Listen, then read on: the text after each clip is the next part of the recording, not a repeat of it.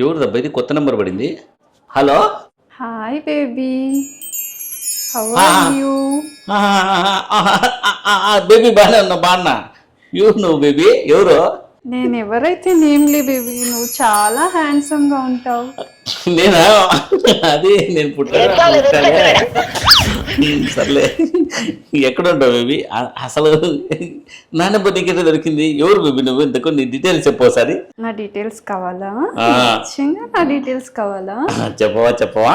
అయితే నేను ఒక క్యూఆర్ కోడ్ పంపిస్తాను, నువ్వు స్కాన్ చేసి నా డీటెయిల్స్ ఏమున్నా నీకు వచ్చేస్తా. అవునా? పంపించు.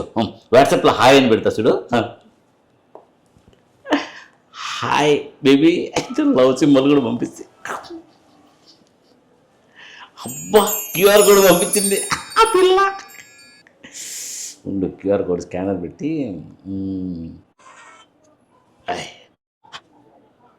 ఏంది ఫోన్ మొత్తం నల్లగా?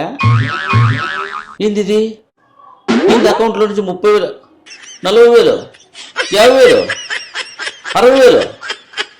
అయ్యో, మొత్తం బ్యాంకులో ఉండే డబ్బులు వేరే చెప్పా. అయ్యా అమ్మ, ఏం సమయం అయింది ఇది?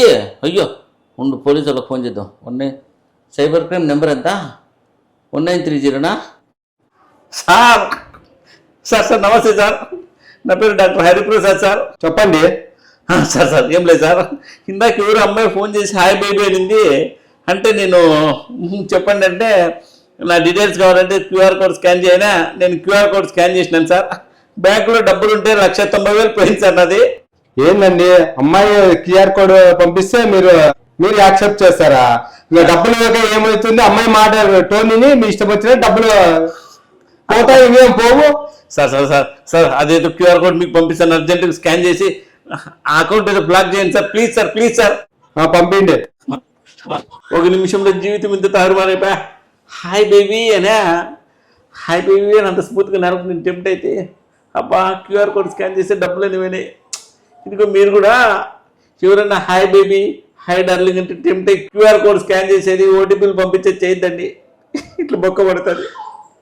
నా డబ్బులు 1,90,000 అయినారా దేవుడా.